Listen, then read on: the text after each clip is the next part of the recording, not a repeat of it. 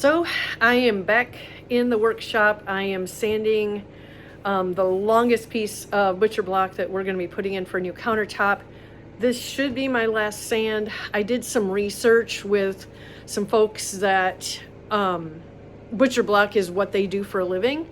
And so while I had it down to 220 and it was feeling really nice, their recommendation is to actually take it to a 320. The gentleman actually said a 380. However, the stores that I have access to right here, 320, it goes from 320 to 400. But I went ahead and picked up the 320 today. I'm going to go ahead and finish this out with a 320. I'm getting ready to do the first sand at 320. Once that's nice, I'm going to spritz it, let it set for a bit, probably at least 20 to 30 minutes so it can dry. And as I explained before, when you spritz it, it brings any little loose fibers to the surface. Once it dries, it'll actually feel kind of hairy. And then I'll take that sandpaper, I'll sand it one more time and take all those little hairs, those fibers that have popped up. We're going to go ahead and take that off to make sure it's a nice smooth finish. Then we're going to take it in. Our goal tonight, it is about 8 o'clock at night, but our goal tonight is to not go to bed until this is all sanded, and then we can take the two pieces of butcher block in and put them into place, make sure all the supports are good and level, because with the log cabin, the logs are a bit concaved. And so the cabinet that was in there, we noticed it was not completely level across the back. So it slanted downwards into the wall. We have fixed that, but we're gonna put some extra supports underneath it because the majority of the supports that were in place were not even touching the countertop.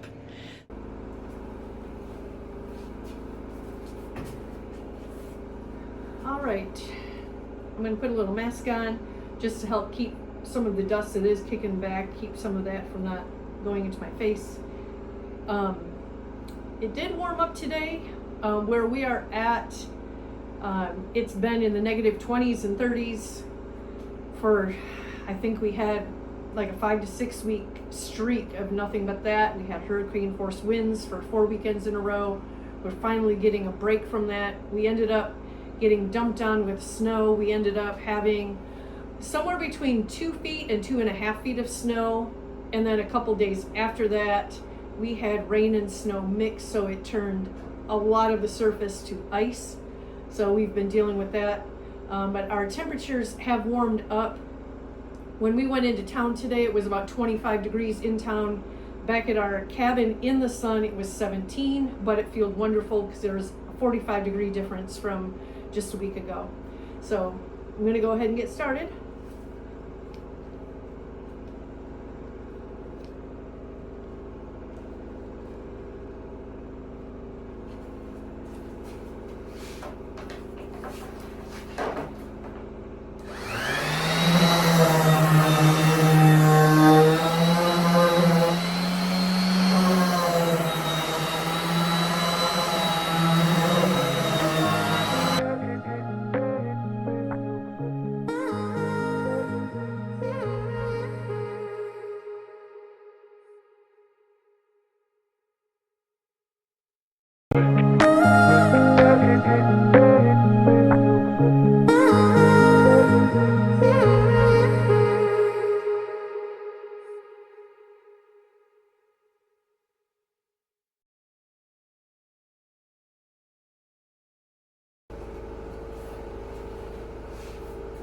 So I'm just taking a microfiber cloth and just wiping the surface.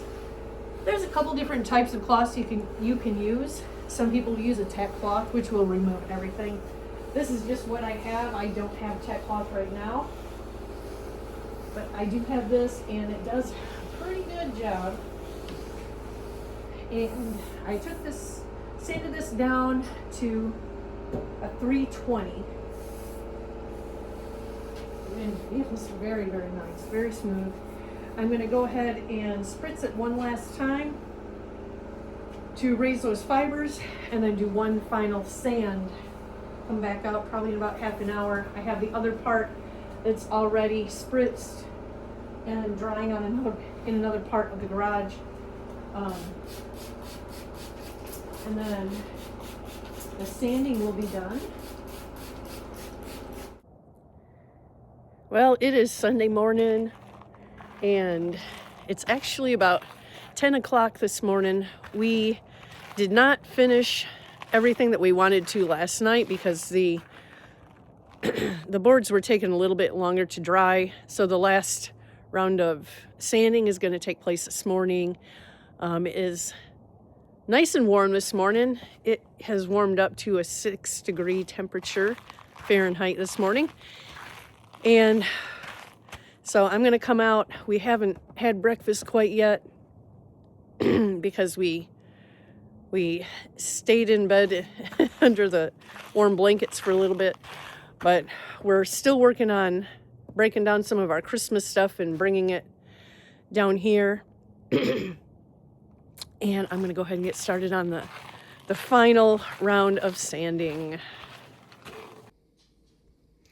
All right, so putting our first board in place just on a trial run because we're not completely ready to put it into place, but this is our board. It's cut nice. It's perfect fit. And if you see, nice and level. So we are good to go on this one for right now. We still have a support in the back that we're gonna have to pull the stove out to put in, but then this piece will be ready for the final stage.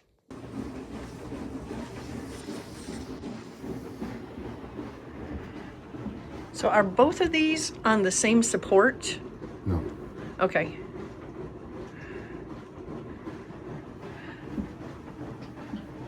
However,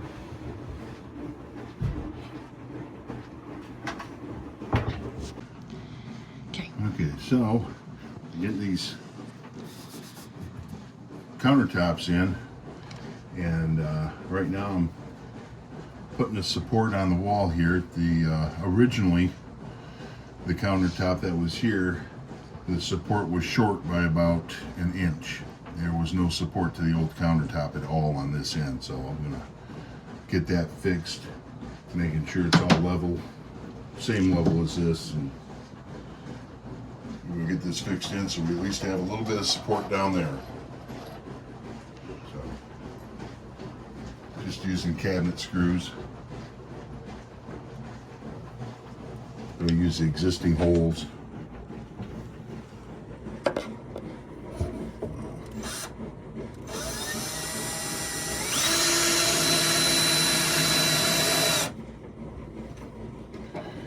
And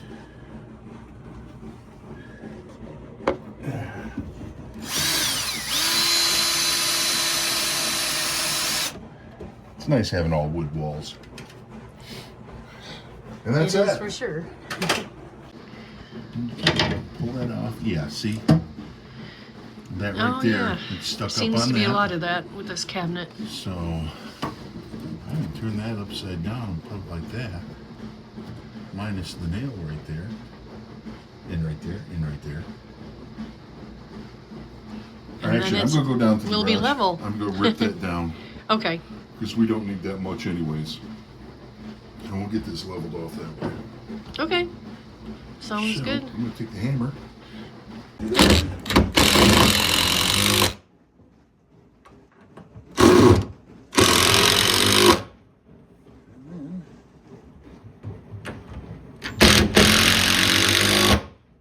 Okay. All right, so we are almost there. We were able to just fit the countertop in, and this should be the final fit. We're gonna get ready to attach it down, and then I'm gonna go ahead and condition it and put any kind of finish while it's in place up here, only because of the temperature difference. Just an FYI, if anybody else buys this type of butcher block from Lowe's, it's Allen and Ruth, or Allen and something. But it's the only brands they have at Lowe's. A small portion, well, probably about a 3 by 2 foot section that we had set aside. We went out, our garage, we keep it between 55 and 60 degrees. And it is completely warped in a U and also fractured. It has cracked in multiple places. So we decided that we're going to go ahead and put the countertop in place. We're going to attach it, and then I'm going to go ahead and finish it right upstairs.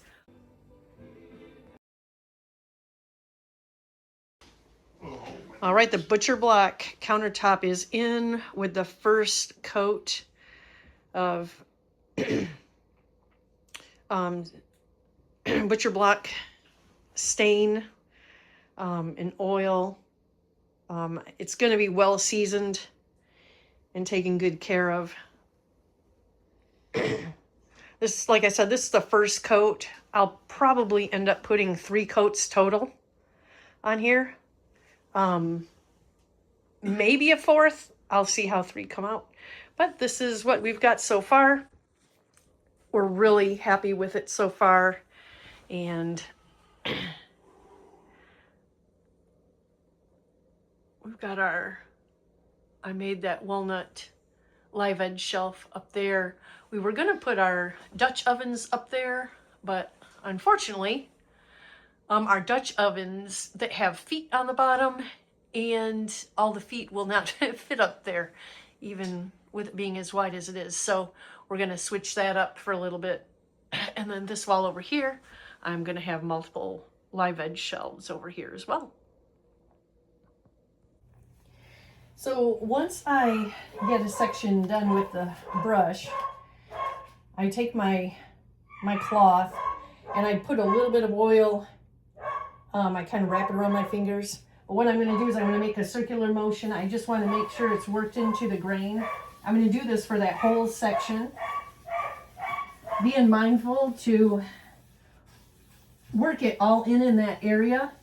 And then I'm going to come right back around with the whole cloth and then wipe it. But you do want, I like to work it in the best I can.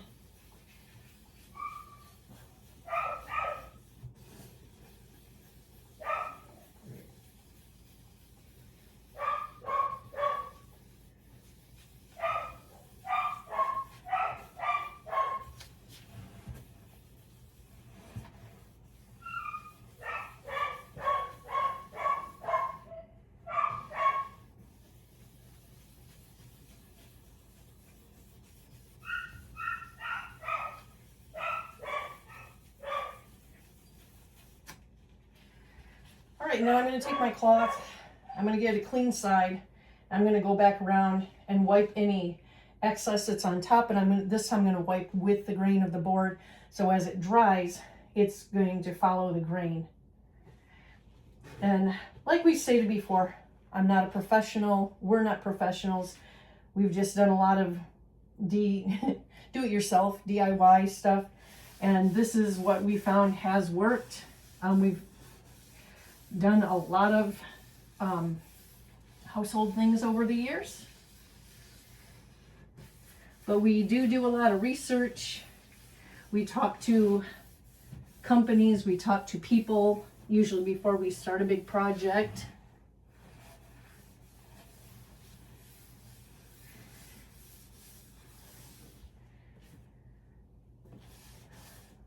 All right, so that first section, the second coat is on. I'm going to let that dry until tomorrow morning, which will be way more than the 6 hours.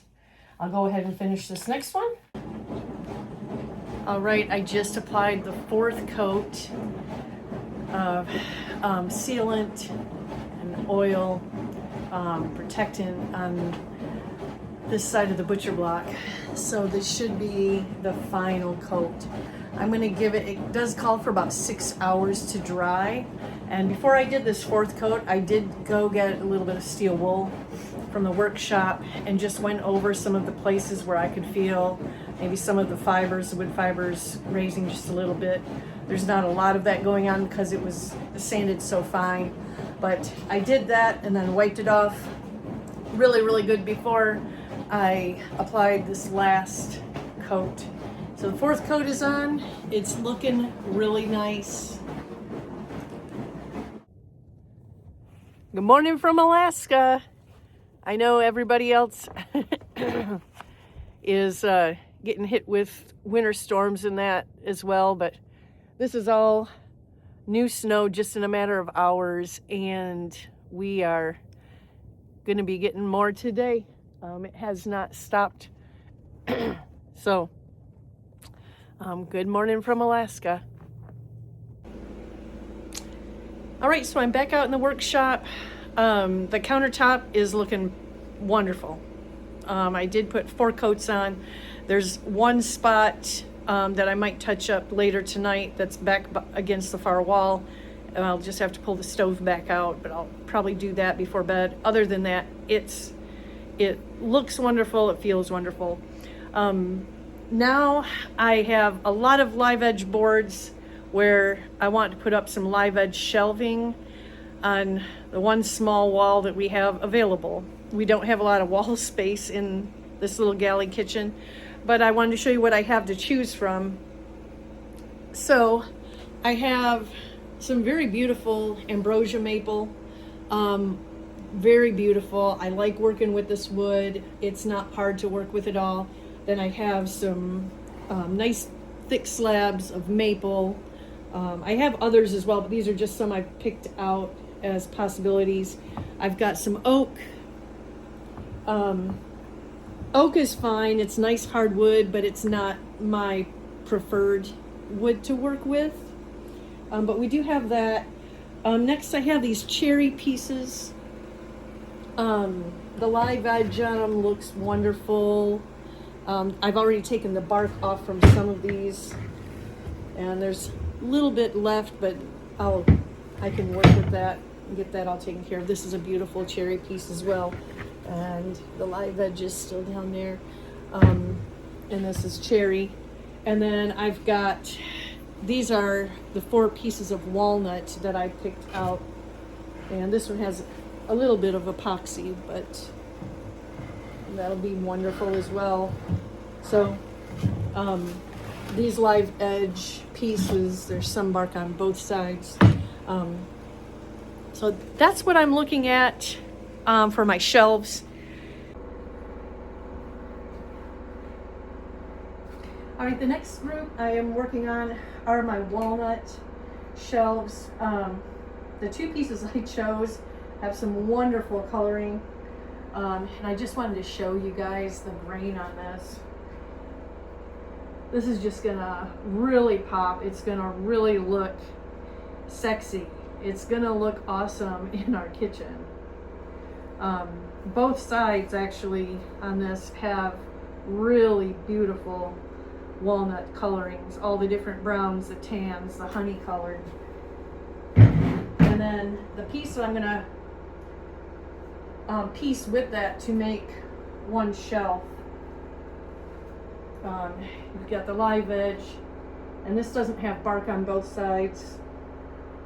All this means this probably came from a wider tree, or this may have came from a thicker branch. But either way, the coloring is just so gorgeous with this walnut. Walnut is literally one of my favorites to work with, for sure. There's only a couple little spots on these boards that I found. Typically with the walnut, with the distributor that I get mine from, believe it or not, I bought my walnut from a company in North Carolina, and then when we went back last year for a visit, I went and bought a bunch of pieces and then just brought them back on the plane. But the walnut that I get from him is kiln dried, and it is high quality, so nice. Very little spots in it usually, and of course that can change with the piece of wood that you get, but the pieces that I choose from him are so nice. And if you make it to Jacksonville, North Carolina, I'm not sponsored by them. I have no affiliation. I don't even know the people.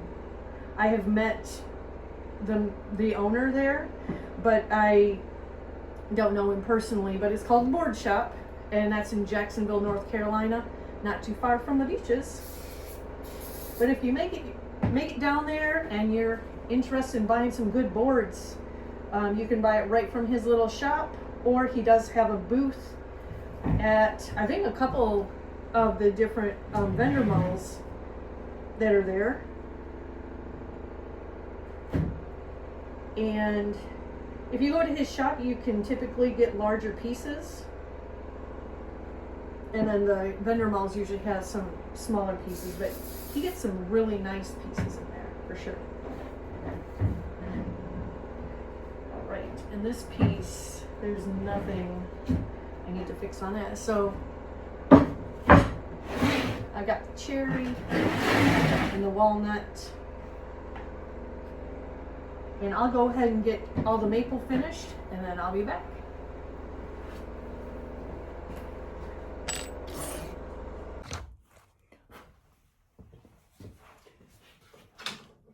All right, the next thing I'm doing is I'm taking each one of the shelves, making sure that everything is squared. I'm not going to do 45 angles to bring them in to the corners. Number one, the reason why is in that kitchen, it's logs. So the logs are concaved, and we're not going to get a perfect square. The other thing is the space I'm working with is pretty small. And so if I take that much off from each board, we're actually losing some of the board that we want to work with. And it's a cabin. It is a cabin style home. It'll still look really nice, but it'll still give us that cabin feel, and we're going to be able to maximize the space that these will give us. So that's what we're doing next.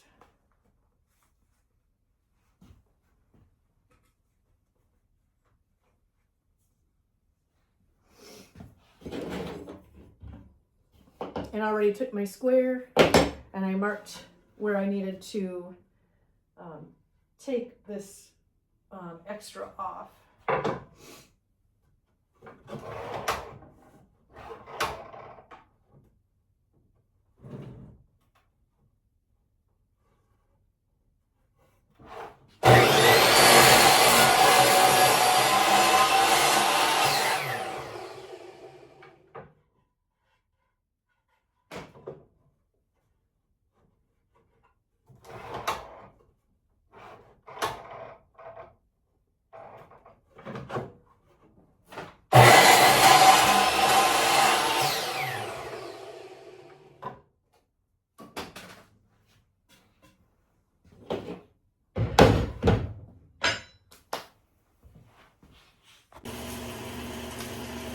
Well, good morning on this fine wintry morning. We have about at least a foot to 15 inches of newer snow that I get to go out, and I'm going to start shoveling a pathway here after breakfast.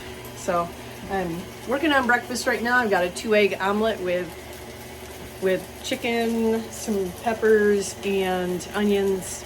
That's almost done, and that's going to be for my breakfast.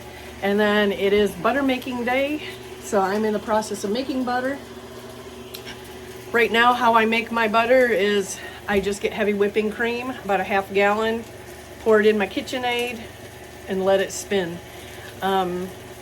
Eventually, it will thicken, it will separate, and we'll be making butter here in just a little bit. So I'll bring you along today with what we're gonna do there. We might go out to the workshop and do the next stage on the shelves. If I do the next stage today, it will be starting with all of the sanding, because all of the prep work to the wood I finished yesterday. So the next is sanding them down, finishing them, and getting them ready to put up on this wall right behind me, that little piece of bare wall. and that's about all the wall space we have. So come along. So as you can see, the heavy whipping cream is starting to thicken. Once it starts to thicken, the rest of the process is gonna start going pretty fast. It's gonna separate into butter, and then buttermilk will be in the bottom. So, but this is what you're looking at next. Right now it looks like a whipping cream consistency, much thicker. So within the next few minutes, I expect it to start separating. So as you can see, it is getting ready to separate. You can see some of the smaller clumps. And I'm just going to show you real quick. When I touch it, it's going to give you this peak. So it's, like I said, it's similar to like a whipped topping or a whipped cream. And I'm going to go ahead and let it go just for a couple more minutes, and we'll be right back, and I'll show you how to take care of the butter once it's begun separating.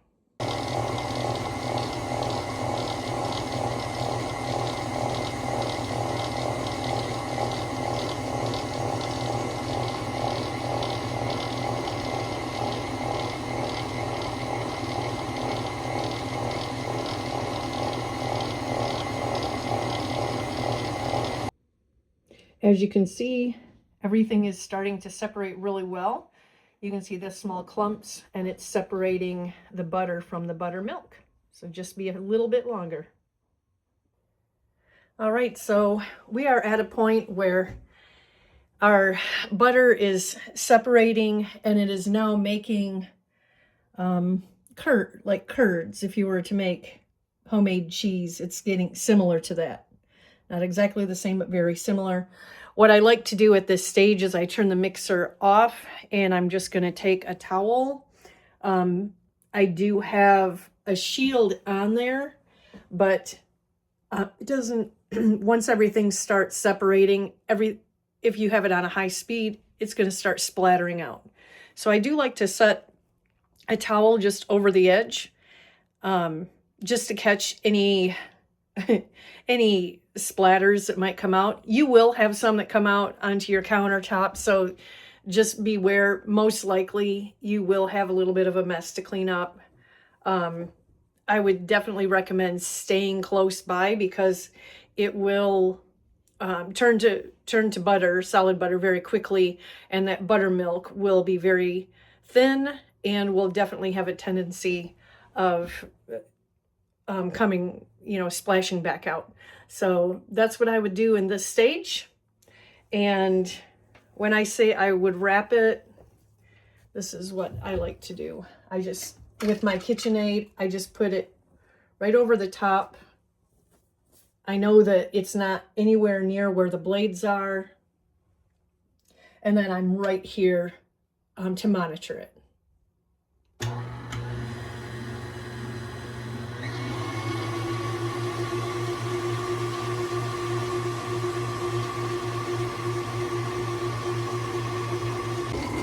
So you can begin to hear it sloshing around. It is separating.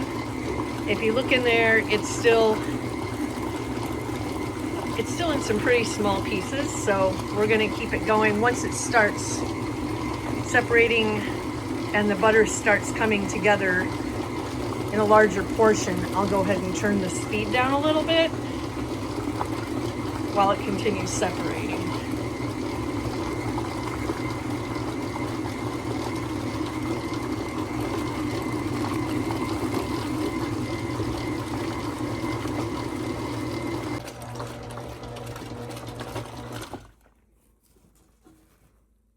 All right.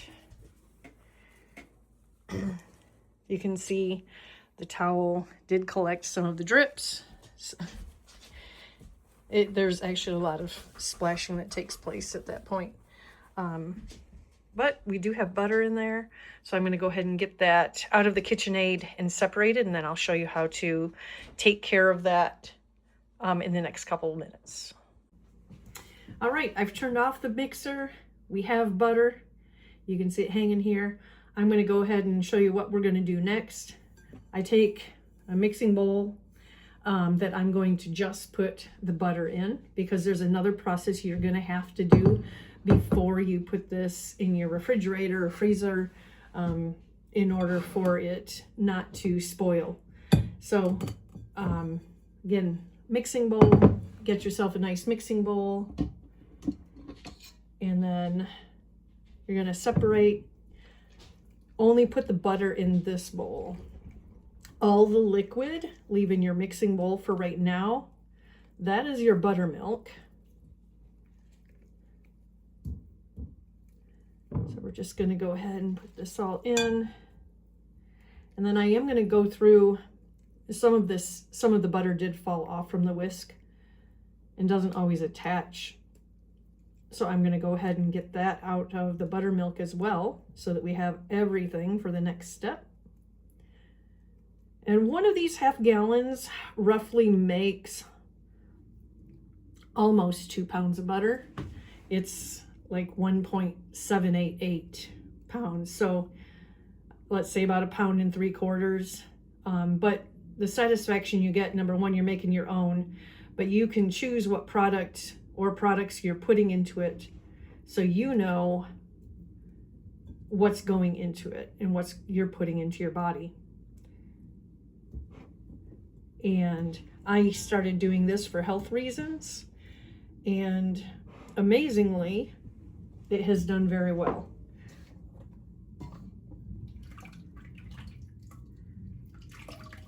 But any butter that you're getting out of the buttermilk, I would just lightly squeeze. You don't want to squeeze too hard so you don't have buttermilk popping in places you don't want it to go.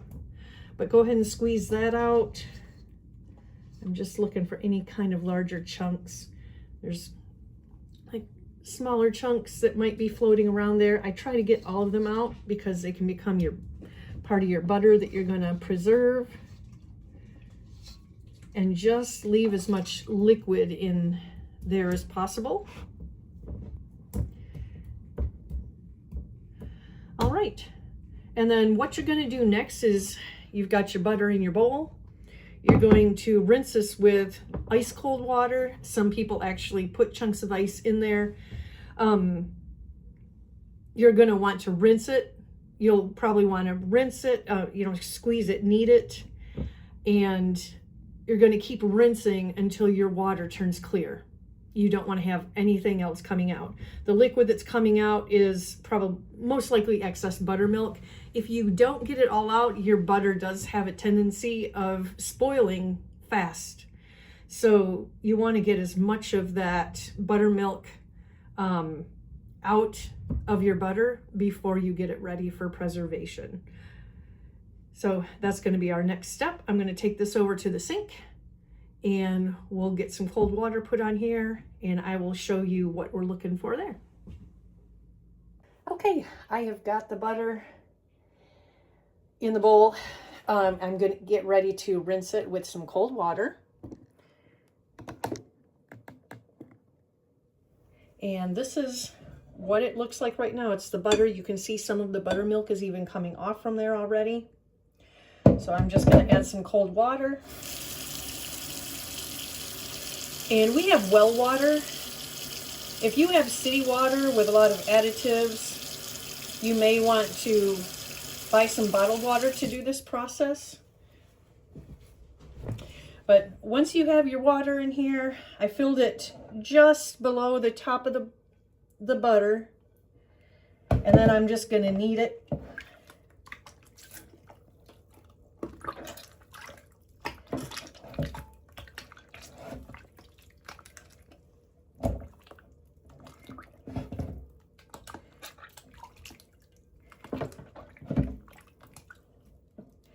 And you can see the water turns milky because that buttermilk is working its way out of the butter. And we're going to do that. We'll empty this water and add probably 4 or 5 times until the water is basically clear. That way we'll make sure that we have as little chance of the butter going bad quick.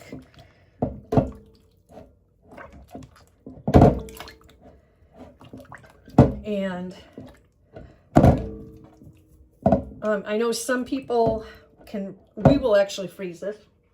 Some people will use it right away. We typically would have some right away, but we're still using some right now. So this is all going to go in the freezer.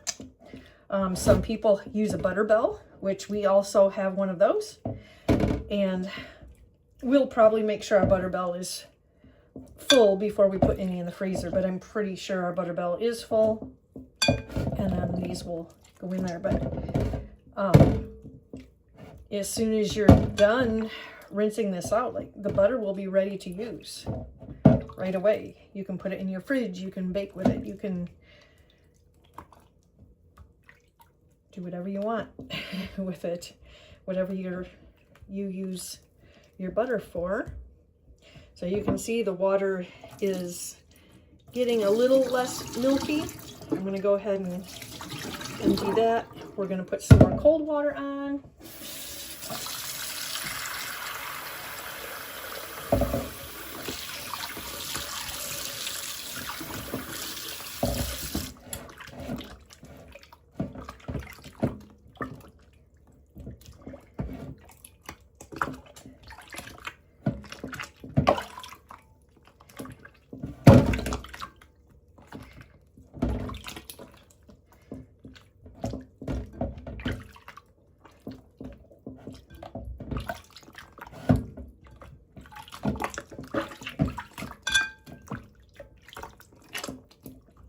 All right, and you're going to continue this until when your rinse water has no milky look in it. It should remain clear.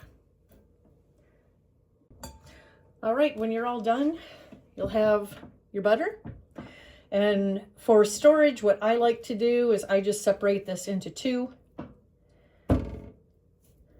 And I usually shape it into rectangles, and then I will actually wrap this in some parchment paper and then a freezer bag as well. I label it what it is, which this is butter, no salt added,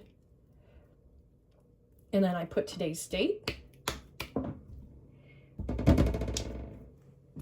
And if you wanted to add salt or herbs, there are a lot of people that like to add salt or herbs to their butter. We've actually made butter and added everything you can eat, bagel seasoning to it.